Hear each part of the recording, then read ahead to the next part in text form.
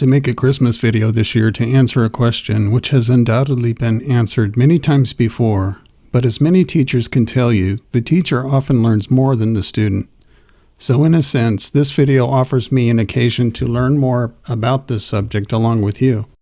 And what better place to begin than the account of the Nativity found in the Gospel of Luke?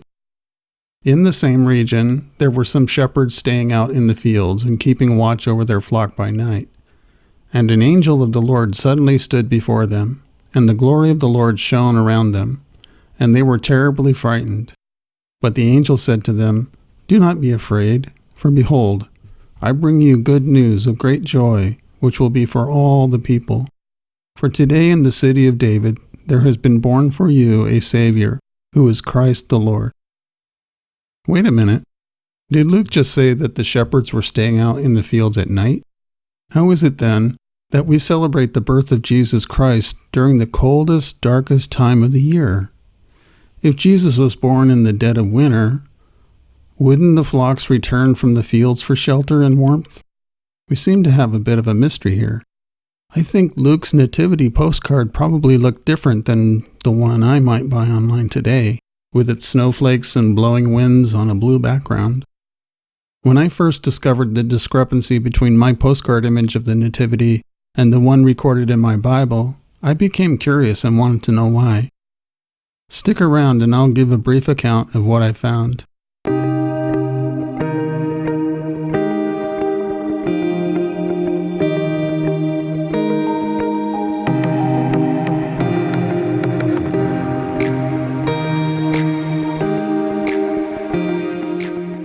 The apparent difference between my postcard image of the nativity scene and the biblical account raises two interesting questions. One I will address in this video, and another I will address at a later date. The most obvious question is how it came to be that we celebrate the birth of Jesus on December 25th. If Jesus wasn't born in the winter months, then who changed the date and why? That is my first question, which I will most likely answer in another video. But there is another question that I would like to briefly explore today. When was Jesus actually born? But before we get to that, we should wonder why it matters. Is there any theological or significant doctrine that hinges on our knowing Jesus' actual date of birth? Yes and no. As I reflected on my own birth date and why I celebrate my own birthday, I came to understand that the calendar date of my birth isn't as significant to me as the actual fact of my birth itself. I thank God for my life. One good reason why people acknowledge each other's birthday with a social gathering and an enjoyable activity comes from the mortality rate of children who lived during hard times, when most people didn't live past their first birthday.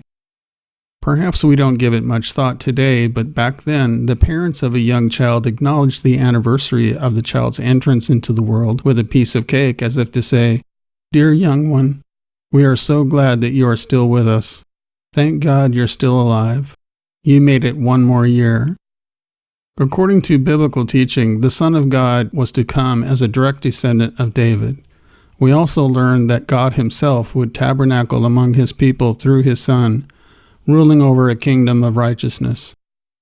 According to Christian teaching, God came in the flesh, born to the Virgin Mary in the town of Bethlehem. For this reason, the nativity of Jesus is not only an important qualification for being a son of David, king of Israel, but it stands as an important qualification for his being human. That is, no theological doctrine is overthrown if we are wrong about the calendar date of Jesus' birth. But the fact of his birth itself is important evidence in support of his claim to be the Messiah. The fact that Jesus is a man, an actual human being, remains a central tenet of Christian doctrine. The Apostle Paul, for instance, spends 2 entire chapters of his letter to the Hebrews arguing for the suitability of Jesus' humanity. First, he cites evidence from the Holy Scriptures that the Son of God would be a man.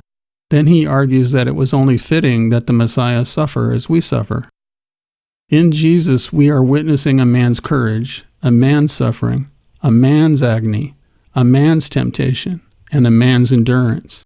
Paul concludes, "Therefore, since the children share in flesh and blood, he himself likewise also partook of the same, that through death he might render powerless him who had the power of death, that is, the devil, and might free those who through fear of death were subject to slavery all their lives.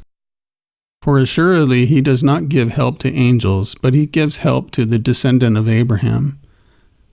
Therefore he had to be made like his brethren in all things, so that he might become a merciful and faithful high priest in things pertaining to God, to make propitiation for the sins of the people. For since he himself was tempted in that which he has suffered, he is able to come to the aid of those who are tempted.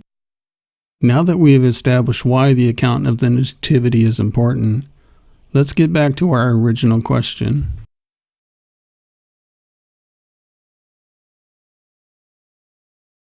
As we continue, it is like we are taking a sleigh ride across the countryside, traveling at a bit of a clip and not stopping too long in any one place. My goal here is to give you the lay of the land, so to speak, asserting facts that I haven't the time to defend. Let this short video serve as a primer to your own explorations of the subject, presenting a rough framework on which to build a completed picture. So let's get started. Christmas is an annual festival commemorating the birth of Jesus Christ, observed primarily on December 25th as a religious and cultural celebration among billions of people around the world. I'm fairly confident, however, that Jesus was actually born in the month of September, 3 BCE. This is based on the careful examination of clues found in the book of Luke. Other than the fact that the shepherds were tending their sheep out in the fields at night, what other clues does Luke offer the faithful? Our investigation begins with the birth of John the Baptist. Luke tells us that the wife of Zechariah the priest, Elizabeth, becomes pregnant, and she kept herself in seclusion for 5 months. In the 6th month of her pregnancy, Gabriel, the angel, announces to Mary that she will conceive and bear a son, and she shall name him Jesus. So then, if we could figure out when John was born, all we need to do is add 6 months to arrive at the birth of Jesus. The birth narrative of these two men is recorded in Luke's Gospel beginning in chapter 1, verse 5. In the days of Herod, king of Judea, there was a priest named Zacharias of the division of Abijah. And he had a wife from the daughters of Aaron, and her name was Elizabeth.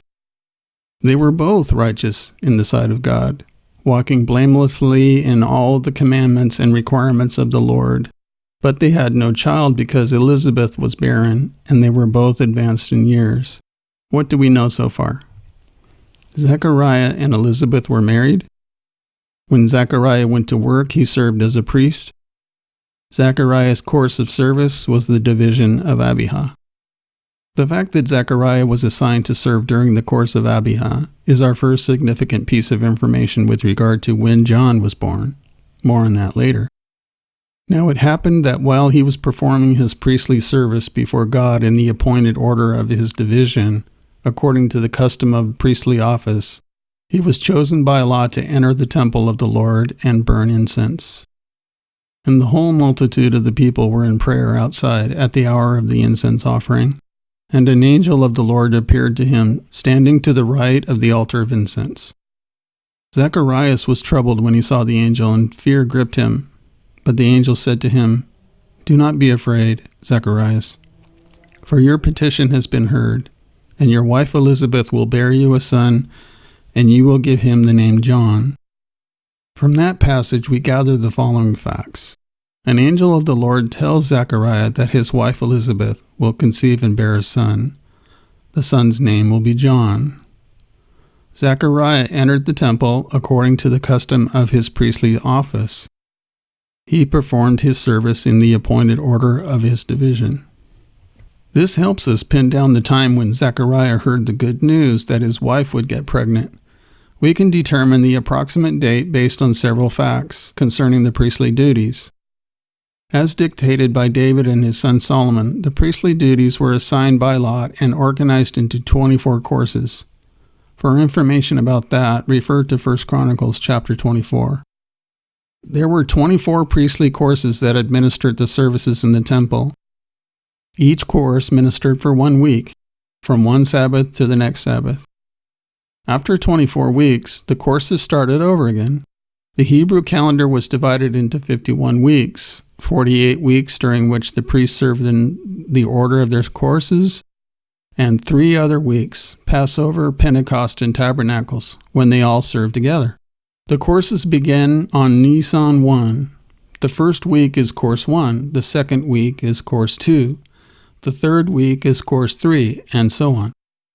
When a week is interrupted by one of the festivals, it continues the week after the festival.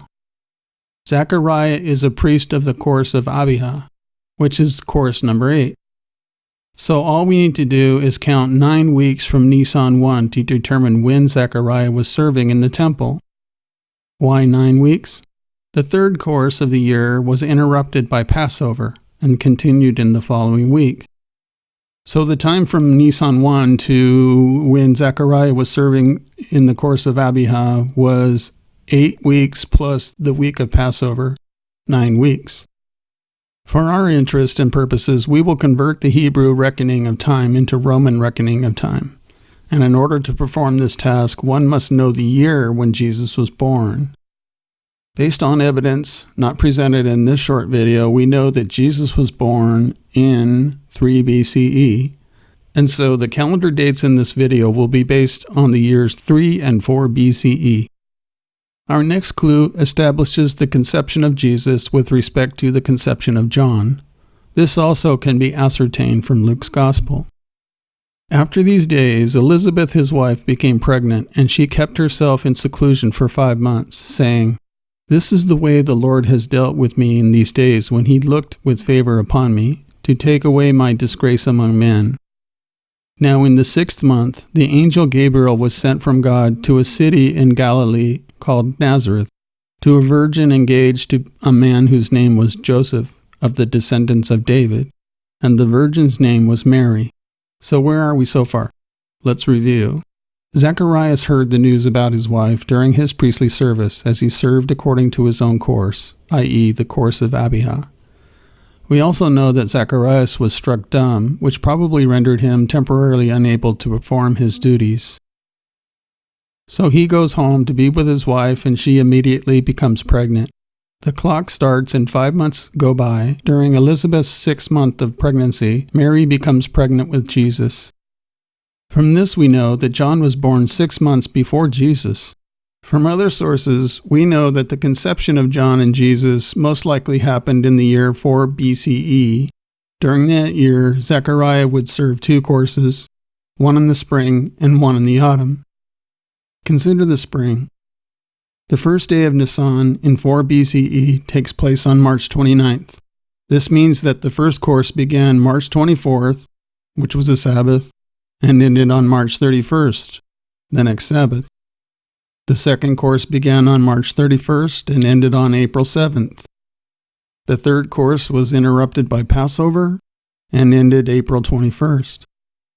Abijah, the 8th course, began May 19th and continued to May 26th. Thus, John's conception likely took place between May 26th and June 1st. This places the birth of John the Baptist near March 10th, 3 BCE. Since Jesus was conceived sometime in the 6th month of Elizabeth's pregnancy, Jesus was born sometime near the month of September in 3 BCE. Regarding the previous information, I'm indebted to a paper written by Associates for Scripture Knowledge entitled The Time of Jesus' Birth, which I found very credible and helpful. I will leave a link to this paper in the comment section below. Whether we agree with the actual calendar dates or not, the general outline is firm and witnessed by several other reputable authorities. Before I wrap things up, I want to quote a couple of passages from that paper. Here the author or authors suppose for the sake of due diligence that Zacharias was serving during his autumn course. I'm quoting the paper now. There is, however, a possibility that Luke was referring to Zacharias' late autumn session in the temple instead of the springtime one. If so, we would have a 6-month displacement for the time of John and Jesus' births. John would then have been born near the middle of September, and Jesus would have been born early in the following March. Yet, there are reasons for not accepting this.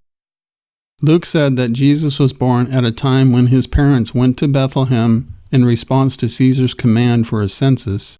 Ramsay showed that the considerable confidence can be placed in the belief that the general time of the year for the start of the census was from August to October. The September period for Jesus' birth, we are suggesting, fits this well. There are also other reasons. Quoting a little further down, whatever the case, the historical evidence supports the nativity of Jesus in 3 BCE, at the beginning of a Roman census, and, if we use the astronomical indications of the book of Revelation, his birth would have occurred just after sundown on September 11th, on Rosh Hashanah, the Day of Trumpets, the Jewish New Year for governmental affairs. There could hardly have been a better day in the ecclesiastical calendar of the Jews to introduce the Messiah to the world from a Jewish point of view, and no doubt this is what the Apostle John clearly intended to show by the sign he recorded in Revelation 12. This is me talking now. So, am I saying that we shouldn't celebrate Christmas on December 25th? Not at all. It seems fitting, I think, that during the season of Hanukkah, which symbolically represents light overcoming darkness, that we remember the one person whom the Apostle John called the light of the world. During this time when it seems as if hopeless darkness has fallen over the world, it behooves us to remember another miracle of light, the coming of the Messiah into the world. To this end, I leave us with a passage out of John's Gospel. In him was life, and the life was the light of men. The light shines in the darkness, and the darkness did not put it out. There came a man sent from God whose name was John. He came as a witness to testify about the light so that all might believe through him. He was not the light, but he came to testify about the light. There was the true light which coming into the world enlightens every man. I hope you enjoyed this video and found it helpful to your own studies. If you did, please click like and subscribe. Thank you for watching.